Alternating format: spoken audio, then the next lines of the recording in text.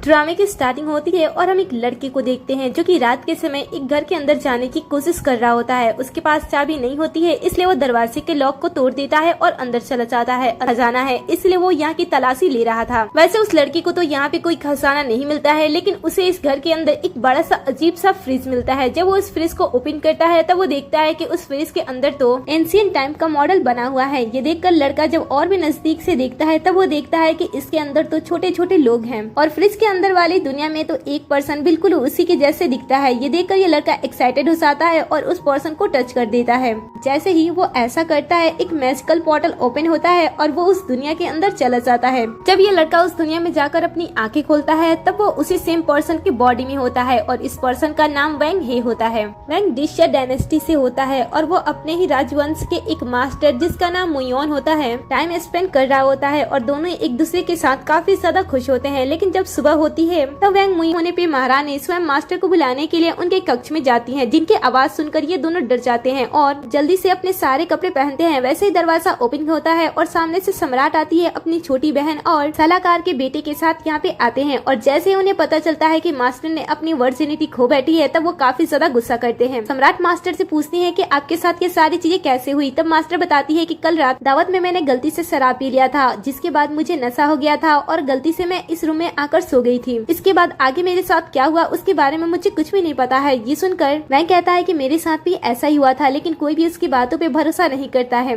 In fact जो सम्राट की बहन होती है प्रिंसेस, वो वैंग पे काफी गुस्सा करती है क्योंकि वो उसकी फियोंसे थी और वो उसे कहती है कि तुम्हारा घर तो यहाँ पे नहीं है, तुम्हें राजमहल में रुकने की क्या जरूरत थी, तुम अपने घर क्यों नहीं चले गए थे। सलाहकार का बेटा यू भी वैंग पे इल्जाम लगाने लगता है और कहता है कि जैसे तुम्हारे पिताजी थे बिल्कुल तुम वैसे ही हो। तुम्हारी शादी प्रिंसेस के साथ तय की गई थी, लेकिन फिर भी तुम हमारे मास्टर की जिंदगी बर्बाद कर दी है और इनके साथ पूरे राज्य की भी जिंदगी तुमने बर्बाद कर दी। प्रिंसेस भी काफी गुस्से में होती है और सम्राट से कहती है कि मैं एक ऐसे लड़के के साथ शादी नहीं करना चाहती हूँ जो कि मेरे साथ पहले ही मुझे इतना बड़ा धोखा दे दिया। ये सुनकर वैंग को भी इन दोनों पे डाउट होता है। वो सोचता है कि आखिर मैं शराब पीता नहीं हूँ तो मुझे शराब किसने पिलाया और मास्टर के कमरे में मुझे कौन लेकर आया। ये किसी न किसी की चाल हो सकती है। इधर मास्टर को भी काफी ज्यादा बुरा लग रहा होता है, इसलिए वो सम्राट से सॉरी बोलती है और कहती है कि मुझे माफ कर दीजिए, आपने इतनी बड़ी जिम्मेदारी मुझे दी थी लेकिन मैं इसे अच्छी तरीके से निभा नहीं पाई। यू कहता है कि इसमें मास्टर की कोई भी गलती नहीं है, सारी की सारी गलती वैंग की है और इसी की वजह से हमारे राज्य के ऊपर पता नहीं कहां से तेज सी रोशनी पड़ रही है। ऐसा लग रहा है कि हमारे राज्य के ऊपर कोई बड़ी मुसीबत आने वाली है। ये सुनकर सभी बाहर जाते हैं और उस तेज सी रोशनी को देखते हैं। महारानी को भी ये सारी चीजें देखकर बिल्कुल भी अच्छा नहीं लगता है, इसीलिए वो वैंग को कारागार में बंद करने के लिए कह देती है। सैनिक आते हैं और उसे वहाँ से लेकर जाने लगते हैं।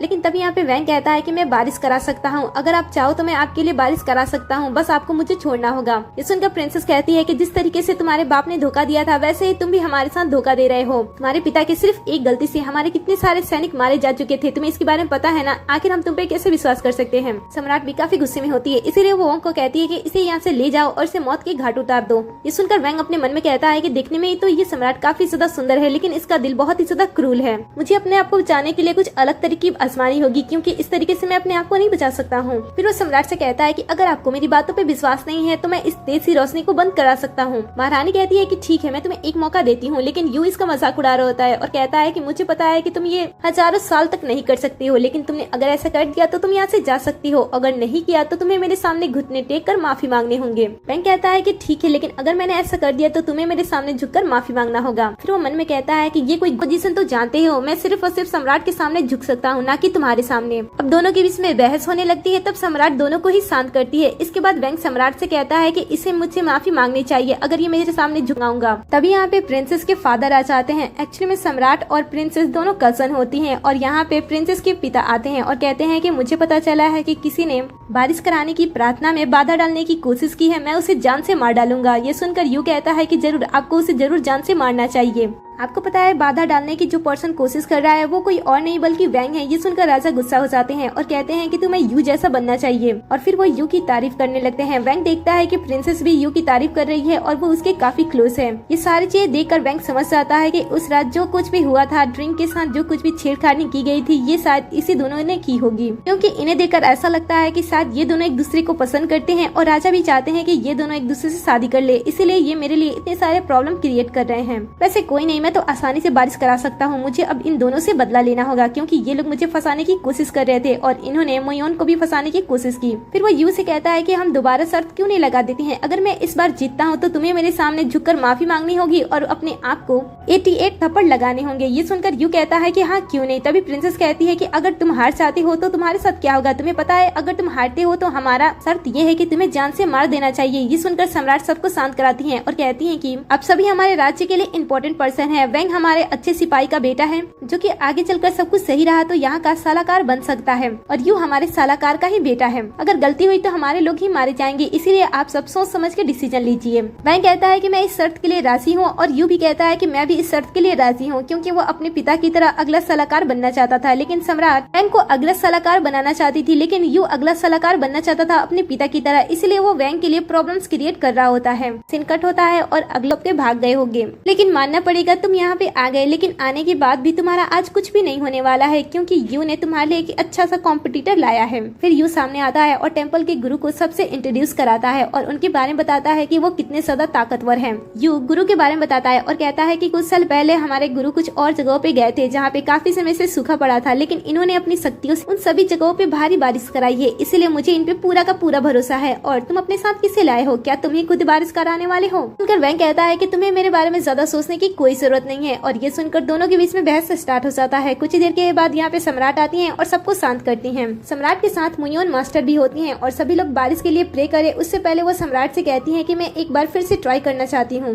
ऐसा कहते हुए वो प्रार्थना वाली जगह पे जाती है, जहाँ पे जाने के बाद वो पूरे दिल से प्रार्थना करती है ताकि उनके राज्य में बारिश हो जाए, लेकिन यहाँ पे बारिश नहीं होता है। ये देखकर मोयोन मास्टर को भी काफी ज्यादा बुरा लगता है और वो सम्राट के सामने झुककर माफी मांगने लगती है और कहती है कि मुझे माफ कर दीजिए। पीछे से टेम्पल के गुरु भी ये सारी चीजें देख रहे होते हैं और मन ही मन काफी ज्यादा खुश हो रहे होते हैं क्योंकि वो यहाँ पे आने से पहले कुछ ऐसे मैजिक किए होते हैं जिस वजह से मोयोन की प्रार्थना गौर तक नहीं पहुँच पा रही होती है और बारिश नहीं हो पा रही थी क्योंकि वो मोयोन मास्टर को हटाकर यहाँ के मास्टर बनना चाहते थे, इसलिए वो ये कर रहे थे और यू का साथ दे रहे थे। आम जनता जिन्हें इन सभी प्लान्स के बारे में पता नहीं होता है वो मास्टर मोयोन को ही जज करने लगते हैं और उसे काफी सारी बातें सुना रहे होते हैं। ये सुनकर मास्टर मोयोन को काफी बुरा लग रहा होता है कि वो अपने राज्य के लिए कुछ भी नहीं कर पा रही है। तभी यू भी सामने आ जाता है और सम्राट से कहता है कि सम्राट मास्टर में वो बात नहीं रही जिससे वो बारिश करा सकती है, इसीलिए आप उन्हें छोड़िए। जिसे मैं लाया हूँ बारिश कराने के लिए आप उसे एक मौका जरूर दें। ये सुनकर टेम्पल के पुजारी सामने आते हैं और वो भी मास्टर मोयोन को नीचे दिखाने की कोशिश करने लगते हैं और कहते हैं कि देवताओं ने इनको इतना बड़ा मौका दिया था कि वो देवताओं से जुड़े रहे, लेकिन इन्होंने इतनी बड़ी गलती करके देवताओं से अपना राब्ता तोड़ दिया है। ऐसे वो कई सारी बातें करके मास्टर मोयोन को नीचा दिखाने की और इसे बहुत ही ज्यादा बुरा फील कराने की कोशिश कर रहे होते हैं। ये सारी चीजें देखकर वैंग सामने आता है और सबको रोकता है और कहता है कि इसमें मास्टर मोयोन की कोई भी गलती नहीं है। सबको देखकर मास्टर रोकती है और टेम्पल के गुरु को एक मौका देती है और कहती है कि पहले आप जाकर प्रार्थना कर सकते हैं। ये सुनकर टेम्पल के गुरु आगे आते हैं और प्रार्थना वाली जगह पे जाते हैं। ये देखकर सभी लोग छाते के अंदर पहले से ही आ जाते हैं क्योंकि उन्हें विश्वास होता है कि टेम्पल के गुरु बारिश कराकर ही दम लेंगे, इसीलिए सभी लोग पहले से ही छाते के अंदर आ जाते हैं और टेम्पल के गुरु सामने आते हैं और अपना प्रेयर स्टार्ट कर देते हैं। वो धीरे धीरे अपने मैजिक का यूज करना स्टार्ट करते हैं और आसमान में उसका असर दिखना स्टार्ट भी हो जाता है। धीरे धीरे आसमान घने बादलों से घिरने लगता है और चारों तरफ बिजली कड़कने लगती है। ऐसा लगता है कि कुछ ही देर के अंदर भारी बारिश होने लगेगी, लेकिन वेंग ऐसा बिल्कुल भी नहीं चाहता था क्योंकि उसे पता था कि टेम्पल के गुरु अगर बारिश करा देते हैं तब मास्टर मोयोन को और भी बेइज्जती सहनी पड़ेगी, इसलिए वो टेम्पल के गुरु को बारिश कराने से रोकता है और पलक झपकते अपनी दुनिया में चला जाता है। जहाँ पे जाने के बाद वो व्हाइट पैकेट का यूज करता है और जिस जगह पे बारिश होने वाली थी वहाँ पे वो व्हाइट पैकेट रख देता है और पलक झपकते वापस से वो फ्रिज की दुनिया में आ जाता है। बारिश होने ही वाली होती है और टेम्पल के गुरु अपना मैसेज कर रहे होते हैं, लेकिन अचानक से सारा का सारा बादल हट जाता है और आसमान बिल्कुल साफ हो जाता है। टेम्पल के गुरु को कुछ भी समझ में नहीं आता है कि अचानक से उनके साथ ये क्या होगा। वो फिर से ट्राई करते हैं, वो बार बार ट्राई करते हैं, लेकिन इस बार बिल्कुल भी बादल नहीं आते हैं क्योंकि वैंग ने तो पहले ये सारी चीजें सेट कर दी थी। लेकिन यहाँ का माहौल कुछ अलग हो जाता है और बारिश ना होने पे एक बार फिर से सभी लोग मास्टर मोयोन पे इल्जाम लगाने लगते हैं कि उन्हीं की वजह से, उनकी वर्जिनिटी खोने की वजह से बारिश नहीं हो रही है और टेम्पल के गुरु बार बार मेहनत कर रहे हैं, इसके बाद भी बारिश नहीं हो रही है। वे लोग काफी गुस्सा होते हैं और मास्टर मोयोन पे ही इल्जाम लगा रहे होते हैं। इन सभी की बातें सुनकर मास्टर मोयोन को भी लगने लगता है कि ये सारी की सारी गलती उसी की वजह से हुई है, इसीलिए वो सबसे माफी मांगते हुए अपनी जान लेने की कोशिश करती है। लेकिन वैंग सही समय पे उन्हें पकड़ लेता है और कहता है कि जब तक मैं आपके साथ हूँ आपको कोई भी नुकसान नहीं पहुँचा सकता है। मैंने आपके साथ रिश्ता बनाया है, इसलिए आपकी जिम्मेदारी मेरी है। लेकिन मास्टर मोयोन तो इतने गुस्से में होती है कि वह वैंग को ही थप्पड़ लगा देती है और कहती है कि ज्यादा अच्छे बनने की कोशिश मत करो क्योंकि ये सारी चीजें तुम्हारी वजह से ही हो रही हैं, इसीलिए तुम्हें ये सारी चीजें ठीक करनी होगी। ये सुनकर वो कहता है कि हाँ क्यों नहीं, मैं तुम्हारे लिए कुछ भी कर सकता हूँ। ऐसे कहने के बाद बाद वो आगे बढ़ता है बारिश कराने के लिए। प्रेयर वाली जगह पे जाने के बाद वो एक बार फिर से मंत्र बोलता है और वापस से अपनी दुनिया में चला जाता है, जहाँ पे जाने के बाद वो बारिश कराने के लिए सभी चीजें सेट करता है और तभी उससे एक वाटर बॉटल मिलती है। लेकिन ये बारिश के लिए सही नहीं होता है, इसलिए वो दूसरी चीजों को तलाश करने लगता है और तभी उसे एक बड़ा सा स्प्रे बॉटल मिल जाता है जो कि बारिश कराने के लिए परफेक्ट होता है। इसके बाद वो अपने आप को और भी ज्यादा महान, ताकतवर और वो देवताओं से जुड़ा हुआ है ऐसा दिखाने के लिए अपने फोन में कुछ सेटिंग करता है और वापस से फ्रिज की दुनिया में चला जाता है, जहाँ पे सभी लोग उससे कहते हैं कि आखिर तुम इतना ज्यादा इंतजार क्यों कर रहे हो, जल्दी से बारिश कराओ ना। ये सुनकर वो कहता है कि मैं कुछ सोच रहा था, मैं सोच रहा था कि बारिश कराने से पहले मैं यहाँ पे ड्रैगन किंग को ला दूं, तो उन्हें देखकर आप सबको कैसा लगेगा। ये सुनकर वो कहते हैं कि क्या तुम पागल हो गए हो, ड्रैगन किंग इतने ज्यादा ताकतवर है, तुम्हारे कहने से यहाँ पे आ जाएंगे क्या। वो कहता है कि आप सबको मेरे बारे में अच्छी तरीके से पता नहीं है। ऐसा करने के बाद वो जादू करने की एक्टिंग करने लगता है। थोड़ी देर के अंदर सारा का सारा आसमान काले बादलों से घिरने लगता है। सभी लोग ये देखकर हैरान हो ही रहे होते हैं, तभी वो आसमान में तेज सी रोशनी को देखते हैं और वो देखते हैं कि आसमान में ड्रैगन किंग की छवि दिखाई दे रही है। ये देखकर तो वो पूरी तरीके से हैरान हो जाते हैं कि आखिर ये कैसे हो सकता है। थोड़ी देर के अंदर तेज बारिश होने लगती है और सभी लोग काफी ज्यादा खुश होते हैं, लेकिन जो लोग वैंग को जीतते हुए नहीं देखना चाहते थे उनकी तो हालत ही खराब हो जाती है। वैंग जो कि काफी ज्यादा खुश होता है और मास्टर मुयोंग के काफी क्लोज होता है और कहता है कि देखा मैंने तुम्हारे लिए क्या कर दिया, मैंने तुम्हारे लिए बारिश करा दी, क्या अब तुम खुश हो। मास्टर मुयोंग कहती है कि सच में तुमने बारिश करा दिया। ये देखकर वैंग कहता है कि तुम मेरे बारे में जानती क्या हो, अगर मैं चाहूँ तो अभी बारिश को रोक भी सकता हूँ। ऐसा कहने के बाद वो इशारा करता है और बारिश रुक जाती है। ये देखकर सम्राट को अच्छा नहीं लगता है और वो वैंग से कहती है कि तुमने बारिश को बीच में ही क्यों रोक दिया। वैंग कहता है कि सम्राट अचानक से हमारे राज्य पे अगर बहुत ही ज्यादा बारिश होने लगेगी तो ये हमारे राज्य के लिए बिल्कुल भी अच्छा नहीं है, क्योंकि ज्यादा बारिश होने की वजह से हमारा राज्य में तबाही का कारण हो सकता है, इसीलिए मैंने बारिश को पहले ही रोक दिया। ये सुनकर सम्राट को भी अच्छा लगता है, लेकिन वो कहती है कि क्या तुम अपनी मर्जी से यहाँ पे बारिश करा सकते हो। तब वैंग कहता है कि हाँ क्यों नहीं, लेकिन मैं यहाँ पे अच्छी तरीके से बारिश तभी कराऊंगा जब ये सारे लोग मुझसे अच्छी तरीके से माफी मांगेंगे। लेकिन ये सारे लोग माफी मांगने के खिलाफ होते हैं। इनफैक्ट जो टेम्पल का पुजारी होता है वो भी सामने आके कहने लगता है कि सम्राट की सारी चीजें मेरे प्रेयर की वजह से हो रही हैं और मेरे ही प्रेयर की वजह से बारिश हो रही थी, लेकिन मास्टर मुयोंग की गलती की वजह से बारिश बीच में ही रुक गई थी। ये सारी की सारी गलती मास्टर मुयोंग की ही है, जो कि रियलिटी में ऐसा बिल्कुल भी नहीं था। बस पुजारी वैंग की काबिलियत को अपने नाम कराना चाहता था, इसलिए वो यहाँ पे झूठ बोलता है और बार बार वैंग को नीचा दिखाने की कोशिश करने लगता है। काफी सारे लोग भी पुजारी की तरफ से ही बातें कर रहे होते हैं, जिसे सुनकर वैंग को काफी ज्यादा गुस्सा आता है। पहले वो अपने आप को साबित करने की कोशिश करता है, लेकिन जब उस पर कोई विश्वास नहीं करता है तब वो कहता है कि ठीक है, अगर सच में ऐसी बात है तो मैं फिर से बारिश करा देता हूँ और उस बारिश को कंट्रोल पुजारी ही करेंगे ताकि उनके भी शक्ति का हमें पता चल जाए। ऐसा कहने के बाद वो जादुई मंत्र बोलकर वापस से अपनी दुनिया में जाता है और यहाँ पे आने के बाद वो काफी सारा पानी स्प्रे कर देता है, जिससे कि वापस से फिर से फ्रिज की दुनिया में बारिश होना स्टार्ट हो जाता है, जिसे देखकर सभी लोग खुश हो रहे होते हैं। लेकिन थोड़ी देर के अंदर बारिश बहुत ही ज्यादा तेजी से होना स्टार्ट हो जाती है और बारिश खत्म होने का नाम ही नहीं ले रही थी। ये देखकर सम्राट टेम्पल के पुजारी से इस बारिश को रोकने के लिए कहती है और टेम्पल के पुजारी इस बारिश को रोकने की कोशिश भी करता है, लेकिन वो कुछ भी कर नहीं पाता है।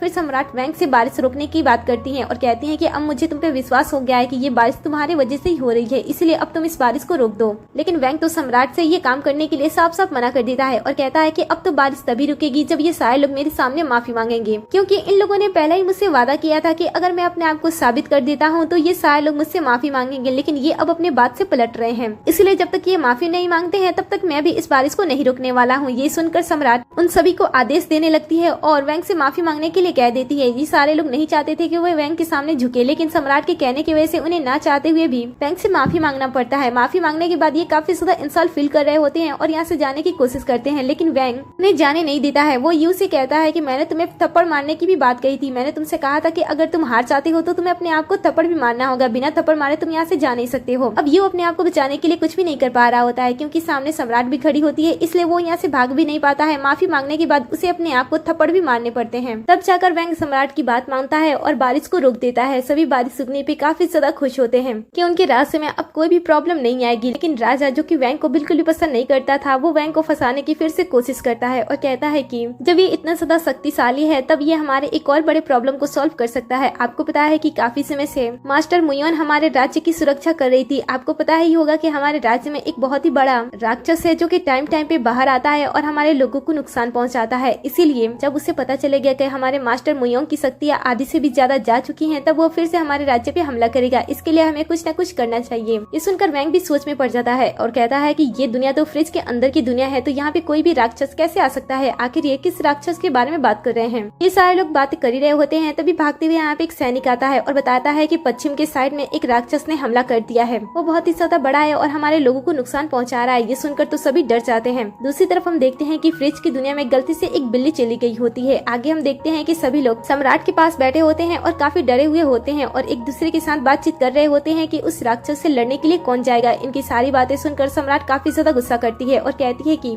इसमें आप सबको इतनी ज्यादा चर्चा करने की क्या बात है, हमारे पास तो इतनी बड़ी सैनिक है, वो किसी भी राक्षस को आसानी से जान से मार सकती है। लेकिन जैसे ही सम्राट ये कहती है सभी डरने लगते हैं और बहाना बनाने लगते हैं राक्षस से मुकाबला ना करने की, जो कि सम्राट भी समझ रही होती है। ये देखकर सम्राट को काफी ज्यादा गुस्सा आता है और वह कहती है कि तुम जैसे निकम्मों को मैं अपने राज्य का सैनिक बनाकर पछता रही हूँ और सबसे ज्यादा तुम्हें देखकर तो मुझे बहुत ही ज्यादा बुरा लग रहा है। मैंने तुम्हें अपने राज्य का जनरल की पोस्ट दी है, लेकिन सबसे ज्यादा डर तो तुम्हें लग रहा है। आगे बढ़कर तुम्हें लोगों का उत्साह बढ़ाना चाहिए ताकि हमारे लोगों को कोई भी नुकसान न पहुंचे, लेकिन सबसे ज्यादा डर तो तुम्हें ही लग रही है। ऐसे कहने के बाद सम्राट सभी पर बहुत ही ज्यादा गुस्सा करती है और सभी को अपने साथ चलने के लिए कहती है, लेकिन सभी लोग बहुत ही ज्यादा डर रहे होते हैं। वो कहते हैं कि राक्षस बहुत ही ज्यादा बड़ा है, इसलिए हमारे लोगों को डर लग रहा है। ये सुनकर सम्राट कहती है कि तुम जैसे लोगों को मर जाना चाहिए, अच्छा होगा कि मैं ही उस राक्षस का सामना करने के लिए उसके पास चले जाऊं। ये सुनकर मास्टर मुयोन भी उसके साथ जाने का कह देती है। इसके बाद सम्राट सभी से कहती है कि मुझे पता है कि तुम सबको बहुत ही ज्यादा डर लग रहा है, लेकिन ये मेरा आदेश है, कोई भी यहाँ पे नहीं रहेगा, सभी उस राक्षस का सामना करने के लिए जाएंगे। अगर कोई डर कर यहाँ पे रुकता है तो मैं उसे अपने राज्य से बाहर निकाल दूंगी।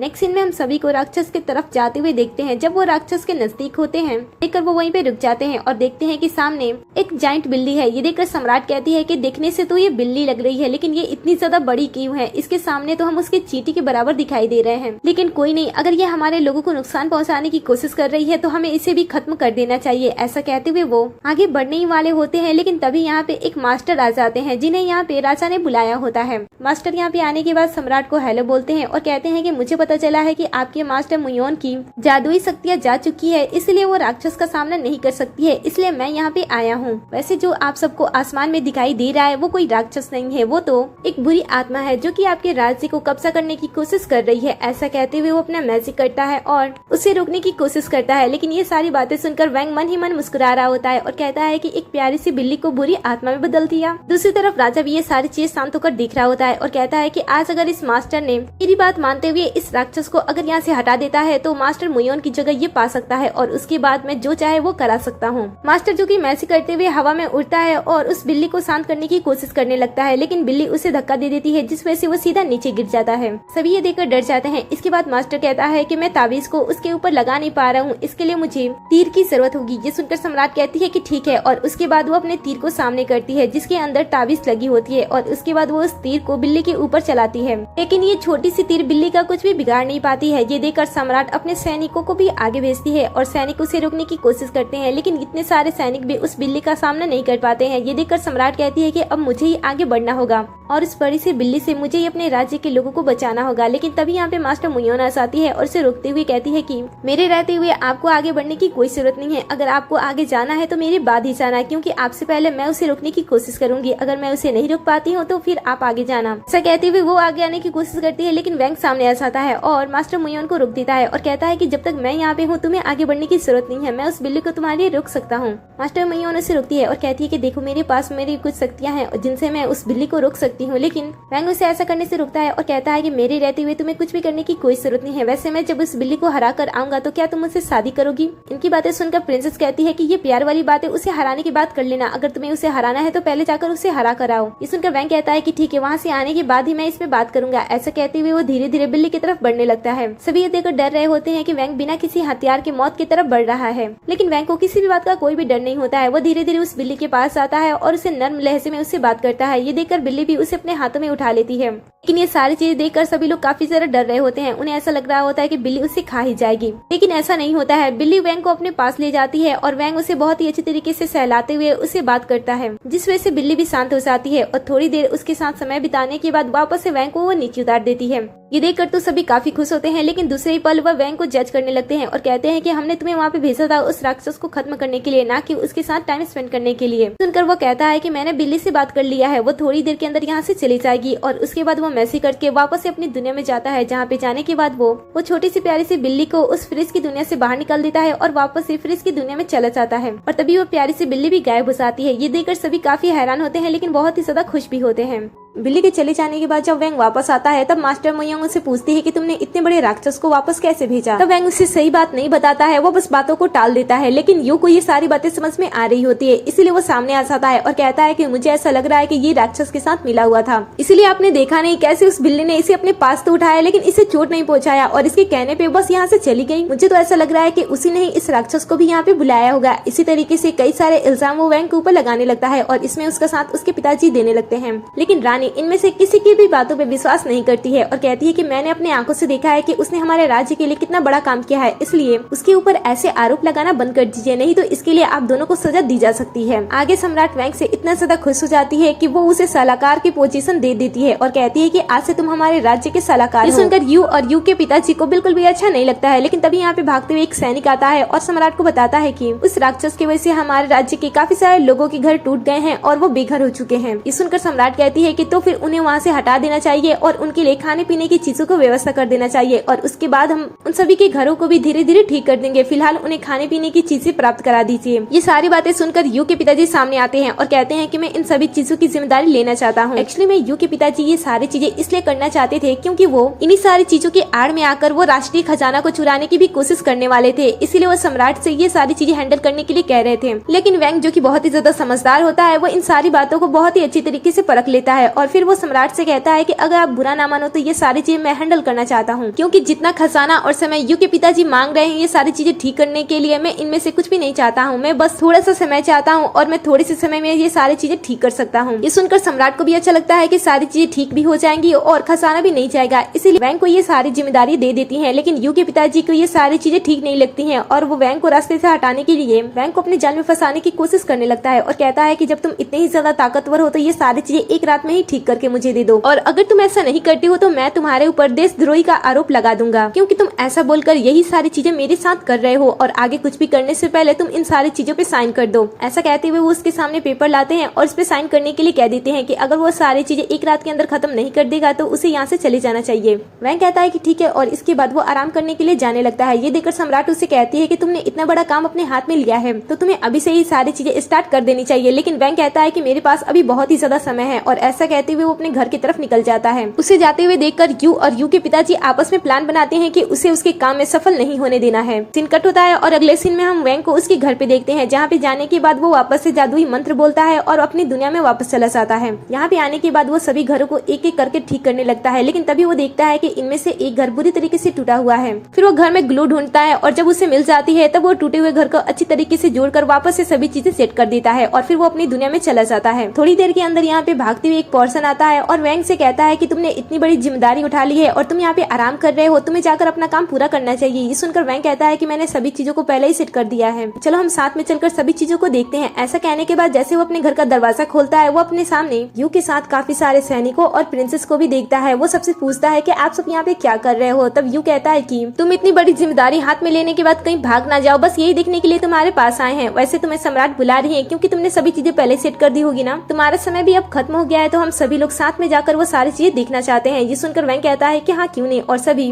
उस तरफ जाने लगते हैं। कुछ दूर जाने के बाद सम्राट और मास्टर मुयोन भी उन्हें मिल जाती है और सभी साथ में आगे बढ़ने लगते हैं। आगे बढ़ने पे उन्हें लोग भी मिलते हैं जो कि उनके साथ ज्वाइन हो जाते हैं और साथ में उस जगह पे जाने लगते हैं। जब वो देखते हैं कि सभी घर पहले से भी ज्यादा अच्छी तरीके से सेट है तो पहले उन्हें तो विश्वास ही नहीं होता है कि सारी चीजें एक रात में ही कैसे हो सकती हैं। फिर वो वैंग से पूछते भी हैं, सम्राट भी उससे पूछती है कि तुमने ये सारी चीजें एक रात में कैसे कंप्लीट कर दी है। वैंग सब कुछ देखकर मुस्कुरा रहा होता है और तभी यू सामने आता है और कहता है कि मुझे ऐसा लग रहा है कि ये सारी चीजें नकली हैं, ये हमारे आंखों का छलावा है। आखिर एक रात में ये सारी चीजें अच्छी तरीके से सेट कैसे हो सकती हैं, हमें पहले इसकी जांच करनी चाहिए। ऐसे करके वो काफी ज्यादा गुस्सा कर रहा होता है। उसे देखकर आम जनता उससे क्वेश्चन करने लगती है और कहते हैं कि ये सारी चीजें ठीक हो गई हैं और हमें हमारा घर वापस मिल गया है, क्या आप इस बात से खुश नहीं है? आप हमारे खुशी को खत्म करने की कोशिश कर रहे हो। लेकिन यू तो अभी भी काफी शौक में होता है। वो सोच रहा होता है कि आखिर ये सारी चीजें कैसे हो सकती हैं। फिर वो वैंग से कहता है कि आखिर तुमने ये सब कुछ एक रात में कैसे कर दिया। तब वैंग कहता है कि मैं कोई आम पर्सन थोड़ी ना हूँ, मैं देवता हूँ और मेरे लिए ये सारी चीजें बहुत ही ज्यादा आसान है। ये सुनकर यू को गुस्सा आ जाता है और वो घर को तोड़ने की कोशिश करता है। ये देखकर वैंग उसे रुकता है और कहता है कि मैंने इसे भी मेहनत से बनाया है, इसलिए तुम इसे छोड़ दो। अब राज्य में सभी चीजें ठीक हो गई होती हैं, इसीलिए सम्राट मास्टर मुयोंग के साथ वापस अपने राज्य में चली जाती हैं। दिन कट होता है और अगली सुबह हम सभी को राज दरबार में देखते हैं, जहाँ पे सम्राट वैंग की वजह से काफी ज्यादा खुश होती हैं और कहती हैं कि सच में ये देवता है, इसके लिए हमें एक मंदिर बनानी चाहिए। वैंग को भी ये सारी चीजें बहुत ही अच्छी लग रही होती है, लेकिन वह सम्राट को अपने लिए मंदिर बनाने से रोकता है और कहता है कि मैं इतना भी ज्यादा खास नहीं हूँ। तभी यहाँ पे भागते हुए एक सैनिक आता है और बताता है कि दुश्मन राज्य से 2 लोग यहाँ पे आए हैं आपसे मिलने के लिए। तभी वो दोनों पर्सन, जिसमें से एक पर्सन का नाम मिस होता है, वो फोर्सफुली अंदर आ जाते हैं। ये देखकर सिपाही सम्राट से कहता है कि मैंने इन लोगों को बाहर रोकने की बहुत ही ज्यादा कोशिश की थी, लेकिन ये लोग रुके ही नहीं। तभी यहाँ पे सामने से मिस्र आता है और कहता है कि मैंने सुना है कि आप अपने राज्य में मंदिर बनाने का डिसीजन ले रहे हो। वैसे बहुत ही अच्छी बात है,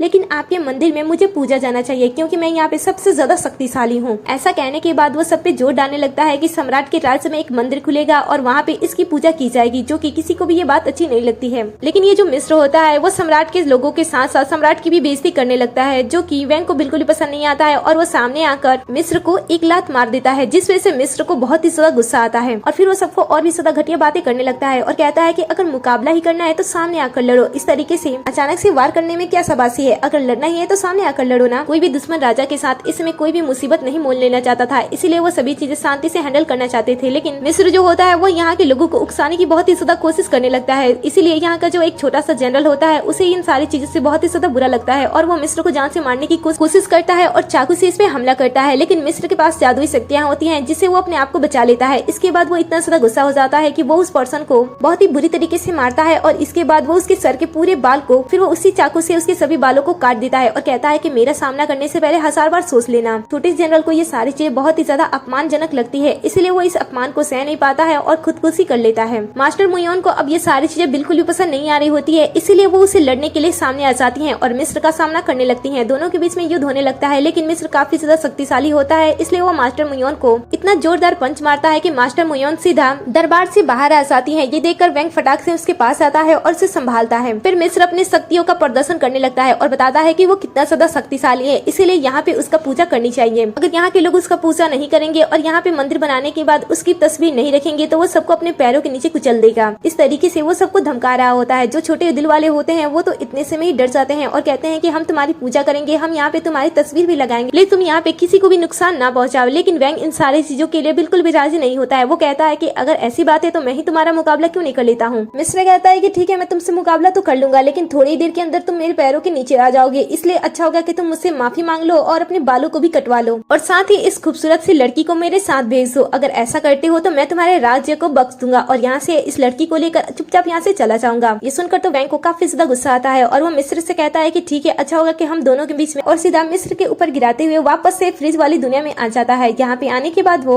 मैजिक करने का नाटक करता है और मिस्र की तरफ इशारा करता है। ये देखकर मिस्र उससे कहता है कि क्या मेरे ऊपर कोई पत्थर आकर गिरेगा। वैंग कहता है कि सिर्फ पड़ता नहीं बल्कि जलता हुआ पत्थर आकर तुम्हारे ऊपर गिरेगा। और तभी आसमान से एक बड़ा सा पत्थर आता है और सीधा मिस्र के ऊपर आकर गिरता है और वो उस पत्थर के नीचे दब जाता है। वो उस पत्थर से निकलने की कोशिश करता है, लेकिन वैंग उसे जाने नहीं देता है। इसके बाद वो अपने तलवार को लेकर आता है और कहता है कि तुमने मेरे राज्य के लोगों की इंसल्ट की है, साथ ही तुमने उस लड़की की इंसल्ट की है जिससे मैं प्यार करता हूँ, इसलिए तुम्हें इसकी सजा तो मिलनी ही चाहिए। ऐसा कहते हुए वो उस तलवार से उसका खात्मा कर देता है, लेकिन उसे मरता हुआ देखकर राज्य के सभी लोग काफी ज्यादा डर जाते हैं। जो लड़का मिस्र के साथ आया होता है वो कहता है कि मैं इसके बारे में जाकर अपने राज्य में बताऊंगा, फिर देखना कि तुम्हारे राज्य के साथ क्या होगा। ये सुनकर राज्य के लोग तो और भी ज्यादा डरने लगते हैं, लेकिन सम्राट वैंग का पूरा सपोर्ट कर रही होती है और कहती है कि वैंग ने सही किया। हम मास्टर मुयोंग को भी वैंग अच्छा लगता है और वो उसके साथ अच्छी तरीके से बात करने लगती है। दूसरी तरफ हम यू को देखते हैं जो कि किंग और अपने पिता के साथ छुपकर युद्ध की तैयारी कर रहे होते हैं। आगे हम सम्राट को देखते हैं जो कि आराम कर रही होती है। तभी यहाँ पे भागते हुए एक सैनिक आता है और सम्राट को बताता है कि दुश्मन सेना ने हमारे राज्य पे हमला करने का निर्णय बना लिया है, वो हमारे बॉर्डर तक पहुंच चुके हैं 1 लाख के सैनिक को लेकर। ये सुनकर वो कहते हैं कि ठीक है, अगर वो हमारे साथ युद्ध करना चाहते हैं तो ठीक है, हम भी पीछे हटने वालों में से नहीं है, तुम सैनिकों को लेकर बॉर्डर की तरफ चले जाओ। इसके बाद सम्राट थोड़ी गुस्से में होती है और वैंग को अपने पास बुलाती है। जब वैंग उसके पास आता है तब वो उस पर काफी ज्यादा गुस्सा करती है और कहती है कि तुम्हें सोच समझ कर मिस्र को मारना चाहिए था, देखो ये सारी चीजें इसी की वजह से हो रही हैं।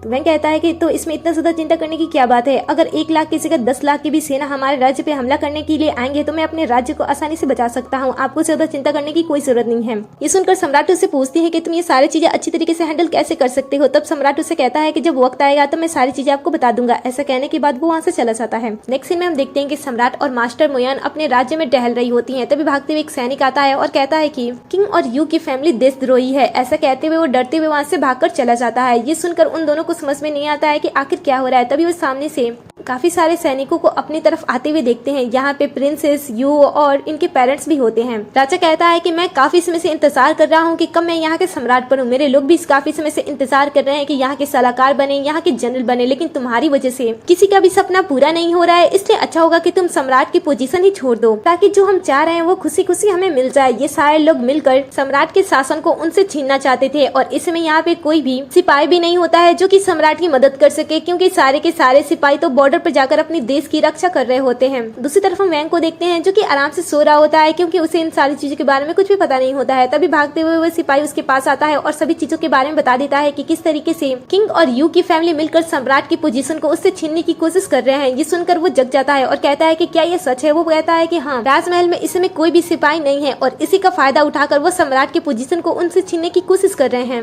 दूसरी तरफ ये सारे लोग मिलकर अचानक से सम्राट पे हमला कर देते हैं, लेकिन मास्टर मुयोन उनकी हिफाजत करने के लिए सामने आती है और सभी सैनिकों से लड़ने लगती है, लेकिन ज्यादा देर तक वो सैनिकों को रुक नहीं पाती हैं और उन्हें चोट लग जाता है। तभी यहाँ पे रेडी होकर वैंग भी आ जाता है। वैंग को देखकर सभी कहते हैं कि हमें तो ऐसा लग रहा था कि तुम यहाँ से भाग गए होगे, लेकिन फिर भी तुम यहाँ पे आ गई हो। अपने पिता की तरह तुम भी हमारे जाल में फंस गए हो। तुम्हें पता है कि तुम्हारे पिता को किस तरीके से हमने खत्म किया था। छोड़ो, जाने दो, आज तुम्हें खत्म कर देंगे। वापस अपने पिता के पास आना और सारी चीजें तुम उन्हीं से ही खुद पूछ लेना। ये सुनकर वो कहता है कि हाँ, क्यों नहीं, लेकिन ये अच्छा नहीं होगा कि आप लोग वहाँ पे जाकर मेरे पिताजी से अपनी गलतियों के लिए माफी मांग दो। तब ये लोग भी सुनकर ये हंसने लगते हैं। इसके बाद यू हमला करने के लिए आगे बढ़ता है, लेकिन मास्टर मुयोन उसे ही बंदी बना लेती है और कहती है कि जल्दी से अपने हथियार नीचे रख दो, नहीं तो मैं इसे खत्म कर दूंगी। लेकिन ये लोग डरते नहीं है, सैनिकों को इन पे हमला करने के लिए भेज देते हैं। जैसे ही सैनिक मिलकर इन पे हमला करने वाले होते हैं, वो किसी कांच के जैसी चीज से टकरा जाते हैं और वो उन्हें छू भी नहीं पाते हैं। हम देखते हैं कि कुछ समय पहले ही वैंग ने एक बार फिर से टाइम ट्रेवल किया होता है और वापस से अपनी दुनिया में जाने के बाद अपने आप को और साथ ही अपने लोगों को बचाने के लिए किसी के ग्लास का यूज करते हुए अपने आप को और बाकी लोगों को प्रोटेक्ट कर लेता है। उसके बाद ये सभी लोग मिलकर कई बार इस कांच को तोड़ने की कोशिश करते हैं, लेकिन वो नाकाम रहते हैं। लेकिन वैंग उन्हें परेशान करने के लिए यू को परेशान करना स्टार्ट कर देता है और कहता है कि बाहर अगर कुछ भी गलत हुआ तो अंदर मैं इसकी जान ले लूंगा। ये देखकर आशा कहता है कि मैं भी देखता हूँ कि तुम उस चीज के अंदर कितने समय तक रहते हो। तुम्हें खाने पीने की चीजों की तो जरूरत होगी ना। खुद ही जब भूख और प्यास लगेगी तो बाहर निकलने की कोशिश करोगे और उसी समय हम तुम्हें खत्म कर देंगे। मैं कहता है कि मुझे अभी उन चीजों की कोई जरूरत नहीं है और जब जरूरत होगी तो मैं उसे आसानी से हासिल कर लूंगा। वैसे तो मुझे तुम सबसे हिसाब लेना है। तुमने कहा था कि वो राक्षस मेरे बुलाने पे आता है, तो एक बार मैं आजमा कर देखना चाहता हूँ। ऐसा कहने के बाद वो जादुई मंत्र बोलता है और वापस से अपनी रियल वाली दुनिया में चला जाता है, जहाँ पे जाने के बाद वो बिल्ली को वापस लाता है और फ्रिज वाली दुनिया में रख देता है और फिर वो वापस से फ्रिज वाली दुनिया में चला जाता है। प्रिंसेस कहती है कि सच में तुम्हारे बुलाने से वो राक्षस आ जाएगा। ये सुनकर वो कहता है कि हाँ, क्यों नहीं, वो तो जरूर आएगा, लेकिन मैंने तो पहले ही बुला दिया। जरा पीछे तो पलट कर देखो। सभी लोग जब अचानक से उस बिल्ली को देखते हैं वो डर जाते हैं और उससे बचने की कोशिश करते हैं। बिल्ली तो उन्हें जान से मारने की कोशिश नहीं करती है, बस वो चल रही होती है, जिस वजह से सभी सैनिक नीचे गिर रहे होते हैं और उन्हें चोट लग रहा होता है। ये देखकर सभी सैनिक राजा से उन्हें बचाने के लिए कहते हैं, लेकिन राजा तो खुद ही डरा होता है। वो वैंग से कहता है कि तुम हमें इन सारी चीजों से बाहर निकालो, लेकिन वैंग कहता है कि मैं ये सारी चीज इतनी आसानी से खत्म नहीं करने वाला हूँ। पहले तुम्हें अपनी गलतियों के लिए माफी मांगना होगा और तुम्हें वादा करना होगा कि देखकर वैंग को सैनिकों के लिए बुरा लग रहा होता है। इसलिए वो कहता है कि अगर सभी सैनिक उसकी तरफ हो जाएंगे तो वो रास्ते को खोल देगा और साथ ही वो दानों को भी यहाँ से हटा देगा। ये सुनकर सैनिक सोच में पड़ जाते हैं। इसके बाद वो मैसेज करता है और वो बिल्ली और वो ग्लास दोनों यहाँ से गायब हो जाते हैं। राजा ये देखकर काफी खुश होता है और सैनिकों से वापस इसमें हमला करने के लिए कहता है, लेकिन कोई भी सैनिक उसे हमला करने के लिए आगे नहीं बढ़ता है, क्योंकि उसे पता होता है कि वैंग क्या कर सकता है। इनफैक्ट यू के पिताजी भी सामने नहीं आते हैं वैंग से सामना करने के लिए। ये देखकर राजा को काफी ज्यादा गुस्सा आता है और वो सम्राट पे हमला करने के लिए आगे बढ़ता है, लेकिन वैंग की समझदारी की वजह से वो पकड़ा जाता है। इसके बाद सम्राट राजा को कारागार में बंद करने का आदेश दे देती है और सैनिक उसे लेकर जाने लगते हैं। प्रिंसेस को भी कारागार में बंद करने के लिए कह दिया जाता है, लेकिन समय रहते यू मौका देकर वहाँ से भाग जाता है। सम्राट कहती है कि यहाँ से तो वो भाग गया है, लेकिन वो हमारे शहर छोड़कर भाग न जाना चाहिए। उसे पकड़कर मेरे पास लाओ, क्योंकि मुझे उसे सजा देना है। दूसरी तरफ हम यू को देखते हैं जो कि भागते हुए बॉर्डर पे चला जाता है, जहाँ पे जाने के बाद वो अपने अंकल से मिलता है और कहता है कि दरवाजे को खोल दो। ये सुनकर अंकल कहते हैं कि तुम इतनी बड़ी बात क्यों कह रहे हो? तुम्हें पता है ना कि दुश्मन राज्य के राजा ने हम पे हमला करने का प्लान बनाया। अगर मैं गेट को खोल देता हूँ तो वो हमारे राज्य पे हमला करके हमें सभी लोगों को जान से मार डालेंगे। ये सुनकर यू कहता है कि आपको पता है ना कि आप काफी समय से सैनिक में हो, लेकिन आपको मेरी बातों को मानना होगा। मैं आपको एक अच्छी पोस्ट दे सकता हूँ। अब इनकी बातों को सुनते हुए ये भी इसकी बातों को मान जाते हैं और कहते हैं कि ठीक है। जिस सीन कट होता है और दूसरी तरफ हम सम्राट को देखते हैं। यहाँ पे भागते हुए एक सैनिक आता है और बता देता है कि हमारे राज्य के दरवाजे को दुश्मन सेना ने तोड़ दिया है और हमारे राज्य में बुरी तरीके से वो घुस गए हैं, हमारे लोगों को भी जान से मार रहे हैं। ये सुनकर वो काफी ज्यादा घबरा जाती है, लेकिन फिर वो वैंग से कहती है कि क्या तुम यहाँ पे कुछ कर सकते हो? ये सुनकर वैंग कहता है कि हाँ, आप मुझे बस थोड़ा सा समय दे, मैं ये सारी चीज ठीक कर सकता हूँ। इतना कहने के बाद वो मैसेज करता है और वापस से अपनी दुनिया में आ जाता है, जहाँ पे आने के बाद वो एक हेलीकॉप्टर को लेता है और उसे ऑन करने के बाद फ्रिज की दुनिया में रख देता है। दूसरी तरफ हम देखते हैं कि सभी लोग वैंग का इंतजार कर रहे रहे होते हैं कि वैंग किस तरीके से दुश्मन सेना को खत्म करेगा। तभी वो हेलीकॉप्टर को हवा में उड़ते हुए देखते हैं, जिसे देखकर वो हैरान हो जाते हैं क्योंकि उन्होंने आज से पहले ऐसी चीज कभी नहीं देखी थी। इनफैक्ट जो हेलीकॉप्टर के अंदर वैंग के साथ सिपाही भी होते हैं, उन्हें भी ये सारी चीजें काफी अच्छी लग रही होती है और वो वैंग से कह रहे होते हैं कि उनका हमेशा से ऐसे सपना था हवा में ऐसे उड़ने का, आज वो वैंग की वजह से सपना पूरा हो गया। सभी राज्य के लोग वैंग को हेलीकॉप्टर में जाते हुए देखकर काफी ज्यादा इंप्रेस हो रहे होते हैं। दूसरी तरफ हम दुश्मन राज्य के राजा को देखते हैं, जो कि काफी खुश होता है क्योंकि उससे पता होता है कि थोड़ी देर के अंदर वो पड़ोसी राज्य को पूरी तरीके से खत्म कर देगा। लेकिन तभी यहाँ पे पड़ोसी राज्य से सैनिकों के साथ वैंग आता है और बड़े ही आराम से इनके राजा को खत्म कर देता है। राजा के सर को एक बॉक्स में रखता है और वापस से अपने शहर की तरफ जाने लगता है। दूसरी तरफ हम सम्राट को देखते हैं। दुश्मन राज्य को पता नहीं होता है कि उनका राजा मारा जा चुका है, फिर भी वो सम्राट के राज्य पे हमला करने के लिए अपनी 10,000 की सेना लेकर पहुंच जाते हैं। जहाँ पे आने के बाद वो सम्राट को हराने के बारे में बात कर रहे होते हैं कि वो सम्राट को किस तरीके से हराएंगे। सम्राट भी अपनी सारी सेना लेकर खड़ी होती है और तभी यहाँ पे वैंग की भी एंट्री हो जाती है। वैंग जब इतने सारे सैनिक को देखता है तब वो बिल्कुल भी डरता नहीं है। सम्राट उससे कहती है कि आखिर हम इतनी बड़ी सेना को किस तरीके से हराएंगे। वैंग कहता है कि आपको बिल्कुल भी सोचने की कोई जरूरत नहीं है। इसके बाद वो मैसेज करता है और वापस से अपनी दुनिया में चला जाता है। जहाँ पे जाने के बाद वो हेयर ड्रायर का यूज करता है और इसे ऑन करने के बाद फ्रिज की दुनिया में रख देता है, जिस तरफ वो सारे सैनिक होते हैं। फिर वो फ्रिज की दुनिया में चला जाता है, जहाँ पे वो सभी सैनिकों को उस तेज सी हवा से लड़ते हुए देखता है। सभी सैनिक काफी ज्यादा डर रहे होते हैं। कुछ सैनिक तो यहाँ से भाग जाते हैं, लेकिन कुछ सैनिक अभी भी यहाँ पे खड़े होते हैं। ये देखकर वैंग फिर से अपनी दुनिया में चला जाता है, जहाँ पे जाने के बाद वो कुछ पटाखों को देखता है और फिर वो उसे दुश्मन सेना की तरफ जलाते हुए फेंक देता है और वापस से अपनी दुनिया में चला जाता है। दुश्मन सेना को इसके बारे में बिल्कुल भी पता नहीं होता है और तभी उनके तरफ गोली बारूदों से हमला होने लगती है, जिसे देखकर तो सैनिक अब और भी ज्यादा डर जाते हैं और वैंग उन्हें चिढ़ाना स्टार्ट कर देता है। फिर बाकी सभी सैनिक डर कर यहाँ से भाग जाते हैं और सम्राट की सेना जीत जाती है। इसके बाद सम्राट वैंग से पूछती है कि तुम हर बार ये सारी चीजें इतनी आसानी से खत्म कैसे कर देते हो। ये सुनकर वैंग उसे सच्चाई बताने के लिए जाता है, लेकिन फिर वो कुछ सोचकर बीच में ही रुक जाता है। अगले सीन में हम मास्टर मुयोंग और वैंग को देखते हैं। इन दोनों के बीच में अब सभी चीजें ठीक हो गई होती हैं और ये दोनों एक अच्छे कपल की तरह एक साथ रहना स्टार्ट कर देते हैं। समय ऐसे ही बीतता है और आगे हमें कुछ दिन बाद का सीन दिखाया जाता है, जहाँ पे हम एक पर्सन को देखते हैं जो कि भागते हुए एक घर के पास आता है और दरवाजे को ओपन करने की कोशिश कर रहा होता है। तभी दरवाजा ओपन होता है और सामने से एक मास्क लगा हुआ पर्सन बाहर निकलता है। दिन कट होता है और अगले सीन में हम सम्राट को देखते हैं। इन सारी चीजों के बारे में सम्राट को पता चल जाता है। तब सम्राट वैंग को सामने करती है और कहती है कि इसे भी बाकी चीजों की तरह आसानी से हैंडल कर लेना। ये सुनकर वैंग मुस्कुराता है और इसी दिन पे इस ड्रामे का दी एंड हो जाता है। आपको ये ड्रामा कैसा लगा मुझे कमेंट में जरूर बताना। अगर आपके पास भी ऐसा फ्रिज होता तो आप उसे खाने पीने की चीजों को रखने के लिए इस्तेमाल करते या फिर टाइम ट्रेवल के लिए, मुझे कमेंट में जरूर बताना। और जाने से पहले वीडियो को लाइक कर दे, साथ ही चैनल को भी सब्सक्राइब कर दे, जिससे कि आप हमारे हर एक वीडियो से अपडेट रहो।